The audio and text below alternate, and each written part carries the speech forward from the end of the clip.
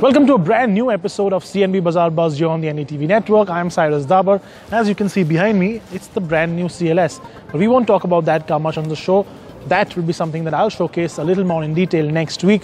This week though, we've got a jam-packed show with a very special comparison and a very special play day out for me, or play weekend out for me. Take a look. The facelift Aspire takes on the Dzire and the Amaze.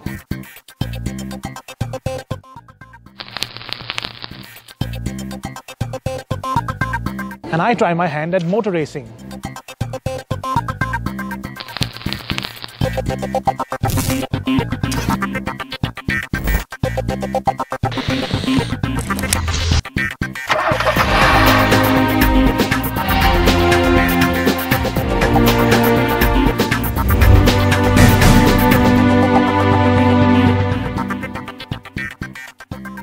So let's get straight into the big story we have this week. The new Ford Figo Aspire facelift takes on its biggest rivals, the Maruti Suzuki Dzire and the Honda Amaze. Now, have the changes made a big difference? Is it the new benchmark in the segment, or does the Honda Amaze still hold its own? Check it out.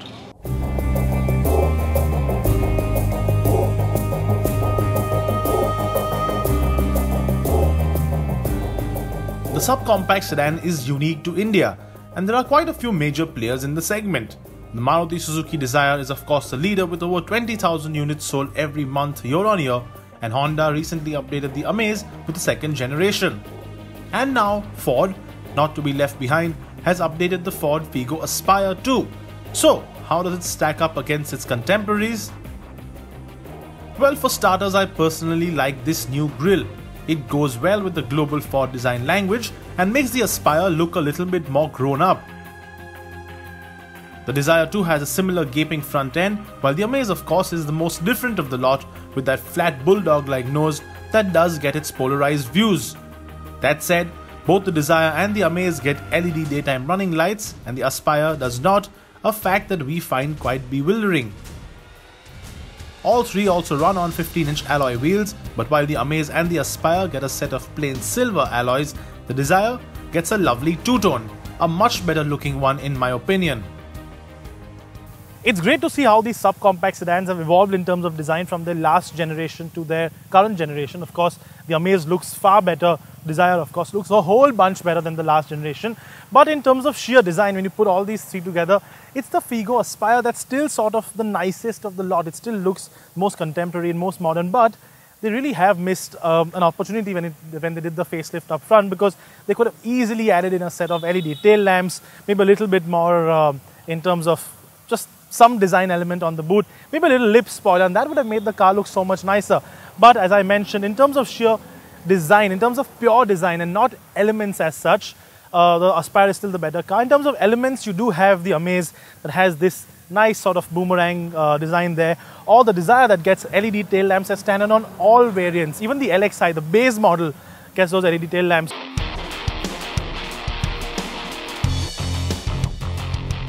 While the exterior bits do have some similarities, the interior on these three cars are completely different from one another. So let's start with the Aspire. Typically Ford in its approach, the dashboard has a high-set touchscreen, well-laid buttons, and quite a lot of small storage spaces. The screen in particular, as with all Ford products, is the best in class and has a very good user interface, and to top it all off, it has a great touch feedback too.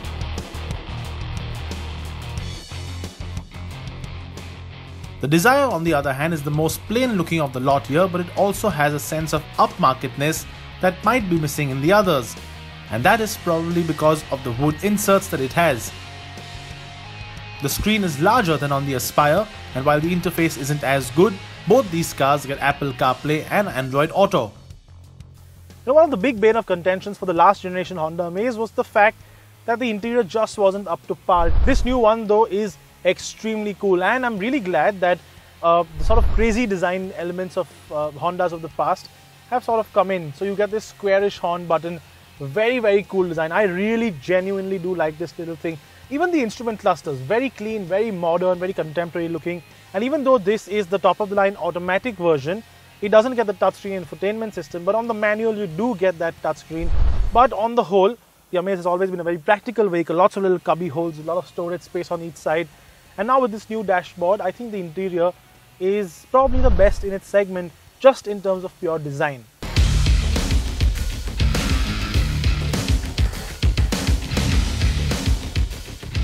Since we are already in the Amaze, let's start by telling you how that one drives. And the answer for this, and honestly all the other cars here, is that it actually drives really well. In fact, it is surprising how almost everything else in this segment has now become a great car overall. Power comes from that tried and tested 1.2 litre iVTEC petrol engine that makes 89 brake horsepower and 110 Nm of peak torque, and that puts it in between the Aspire and the Dzire. That said, it is the least fuel efficient of the two, with just 19.5 km on offer. Now, all the subcompact sedans that we have on the comparison test today are essentially the same engine size, 1.2 litre, and they're all naturally aspirated. And the engine size is the same because, of course, the government regulation states you can't have a bigger engine than that if you're in that sub 4 meter category, or you won't get the excise benefits. That said, as with everything else in life, some engines are of course more equal than others, and that's exactly the case with the Dragon series engine that Ford has debuted on the Freestyle, and now same engine you get on the Aspire. It's the most powerful engine of the lot in this category, and it's got 95 horsepower and 120 Nm, and that horsepower figure is actually considerably higher than the likes of the highest selling car in the segment, which of course is the Dzire at 82 horsepower. And it's not just powerful on paper, it actually is a lot better to drive too, a lot more responsive, revs much nicer. Even though that Dzire engine is really good, and we're all of course very used to it, this engine has a lot of poke in the top top end of the rev range too, and that's the kind of engine I like. Surprisingly though, even though it is the most powerful of the lot here, it also manages to eke out a decent fuel efficiency figure of 20.4 km per litre, which actually is quite commendable. And that brings us to Mr. Familiarity right here, which is of course the Maruti Dzire. Now there's a reason this car sells so well. Of course it's because of the far-reaching sales and service outlets that Maruti has, but also because it is a great car. Now it might not be the most powerful of the lot, but it is one of the nicer ones to drive because the engine is so smooth, so refined, and we're all used to this engine by now, and because of that we actually know how to wriggle it into performing really well. That said, what it does really have going for it is that fuel efficiency figure, 22 km per litre, not just on paper, but it's also very fuel efficient in real life. India is evolving as a market, and automatics are getting more and more popular, and it comes as no surprise that all three of these are available with an Autobox option on the petrol engine, and they are all as different as can be. The Dzire is an AMT, the Amaze is a CVT, and the Aspire gets a larger 1.5 litre petrol engine with a traditional torque converter. That said, the Aspire does not get a diesel auto option, whereas the Dzire and the Amaze get the AMT and the CVT diesel, a first in the world, respectively. Picking a winner between the Dzire, Aspire and the Amaze is a difficult job. Each has its own positives. The Aspire drives the best and has 6 airbags on the top spec, making it the safest too.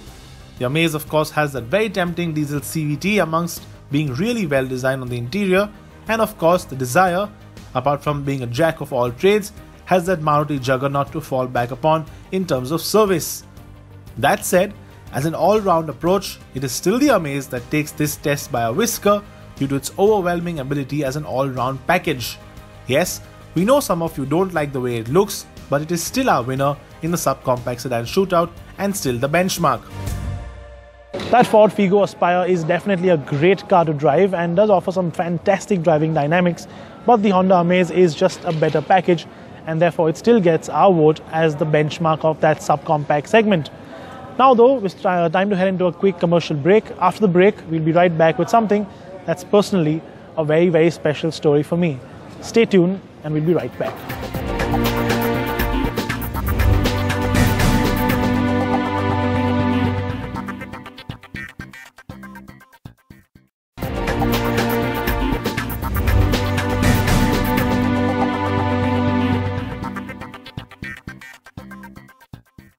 Welcome back to CNB Bazaar Buzz. Now before the break we showed you the big mega comparison between the subcompact sedans, the Aspire, the Amaze and the Dzire. Now though, let's get into a bit more fun, but still a subcompact sedan story. It's a bit of a subcompact sedan special this week, but it's the most Frankenstein of all subcompact sedans. It's the Ameo race car. Now last year I drove the Ameo race car at the Curry Motorsport Speedway in Coimbatore, and I absolutely loved it. It's the best VW motorsport car that's been launched in 10 years. But now, a few weeks ago, VW gave me the chance to actually race it in the Ameo Cup, not amongst my journalist friends, but amongst actual professional drivers. It was a fun-filled weekend, a lot of emotion. It wasn't as easy as it seems, but at the end of the week, it was just unbelievable levels of epic fun.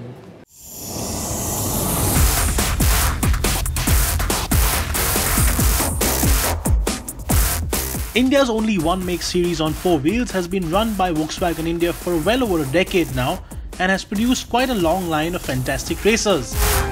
Race car drivers are immensely fit, on a strict exercise and diet plan, and in general very focused, unlike yours truly. But when VW India called and asked me if I wanted to do some real-life racing in the final Ameo Cup race of the year, I jumped at the chance.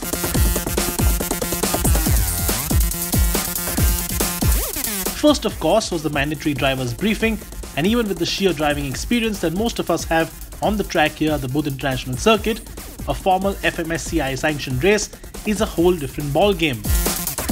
And as with every level of motorsport, rules come first and are to be followed to the T, and that is applicable to us as much as it is for the actual drivers in the Ameo Cup.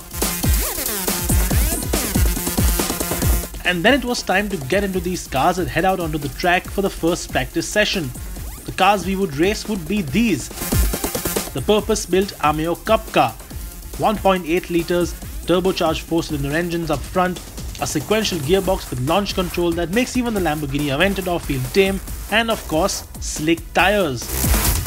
These cars in race trim make about 205 horsepower and of course get all the trimmings such as a full race spec roll cage, race seats and a 5-point harness. Oh, and incidentally, Volkswagen India will sell you one for about 40 lakh rupees for on-track use only.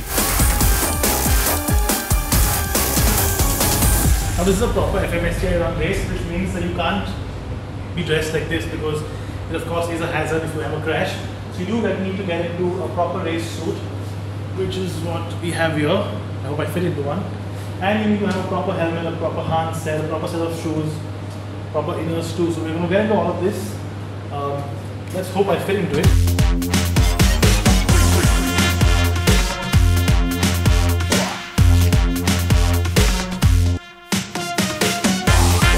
Just about fits, but I don't think the family jewels are too happy about it.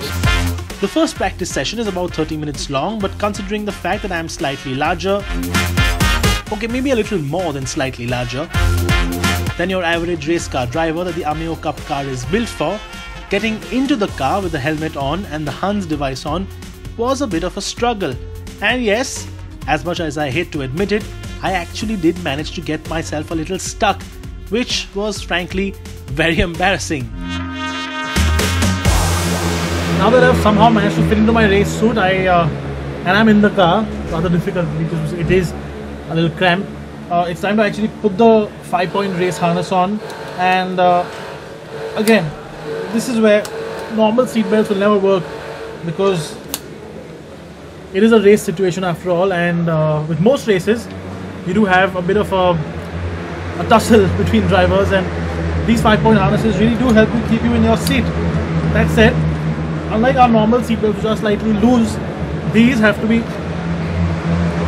absolutely tight so that I genuinely cannot move from my race position once I'm actually in. Of course, they are very, very safe, and they'll ensure that I don't get thrown around in case I have an accident.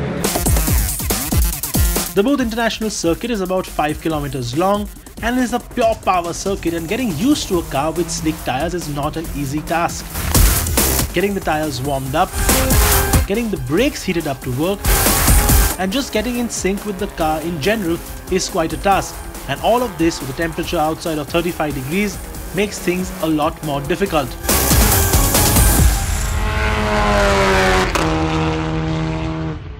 So the practice session wasn't exactly perfect because I did feel a little claustrophobic, a little sick because I am not used to these cars, and throwing me in the deep end was a little bit of a shock for me. Although I have driven one of these before, but without a helmet, without a race suit on, it's a bit of an experience when you have everything on, trust me. That said, it's time for qualifying, which is a 15-minute session. Fastest lap is of course the guy who starts up front, as with all qualifying sessions. I'm going to go out there. I have changed the setup a little bit, changed the PSI in the front tires a little bit more so that the car doesn't understeer as much as it was. But at the end of the day, I'm just going to get out there and most importantly, have a lot of fun.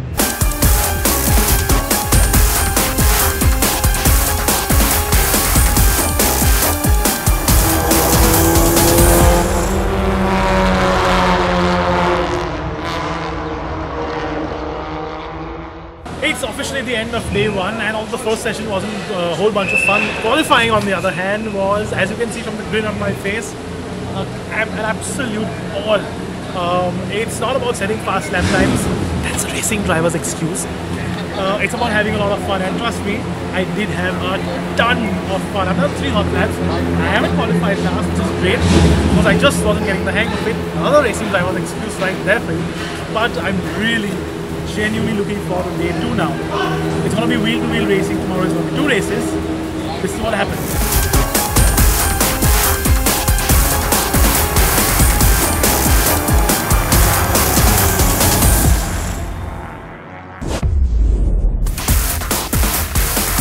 Race day. While I admit the fact that I suck at single lap qualifying, it's wheel-to-wheel racing that I truly enjoy. And starting at the back of the grid might be a bad thing, of course, but it's also the best place if you really want to get into all the action. And again, it was about 38 degrees outside, so after drenching myself with a few liters of water to stay cool, it was time to line up and get on with it. If you've never been in a proper race, I urge you to go and experience one. The sheer adrenaline rush it offers is absolutely fantastic. Having made some places up in the first corner with a mighty aggressive overtake move, if I say so myself, and having an action-filled first lap, the race was sadly red flagged due to a massive accident behind us. And after the restart, it was even more fun. I finally had my rhythm going and made up a few more places up to 11th place when another crash meant the safety car was once again called out, and sadly, the race actually finished under safety car too.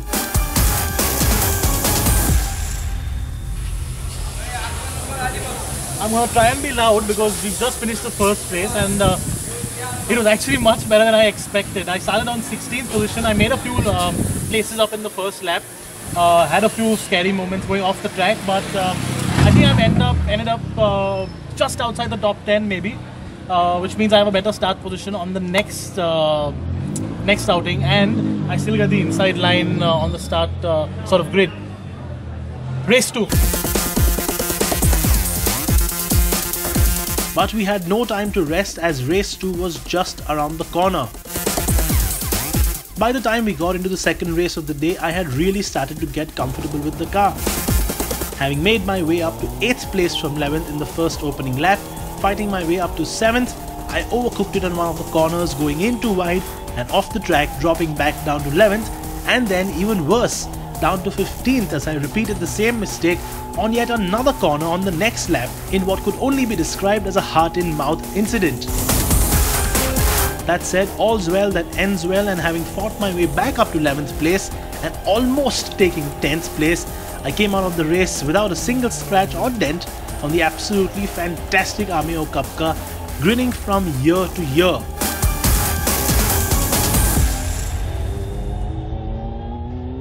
It's days like this that genuinely leave me, even me who has the knack of talking so much to you on camera, it's days like this that leave me a little speechless. It's one of the perks of our job to come and do stuff like this, to professionally race in proper race cars on the best racetrack in the country, the BIC, which is one of my favorite tracks also in the country. But the car's been so good, and I'm nowhere near the kind of limit that the car can take. You know, VW Motorsport, I have to give it up to them. They've done a damn good job with developing these cars in India, and at the end of the day, It's just been an experience I might never forget. This is the kind of stuff you tell your grandchildren about, and it's just been so much fun.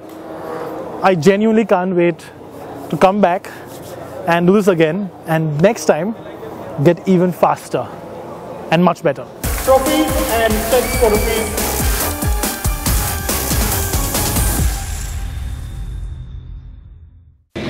What an absolutely phenomenal experience that weekend was, and it certainly gives me a lot more respect for everything that goes on in motorsport. Not just the drivers, who are of course much fitter than I definitely am, but also the teams and the mechanics and all the behind the scenes action that goes into preparing these absolutely phenomenal, absolutely brilliant cars. That said, we've been teasing the CLS through the whole show, but I haven't said much about it, and that's because we'll have a very detailed walkabout for you on next week's episode.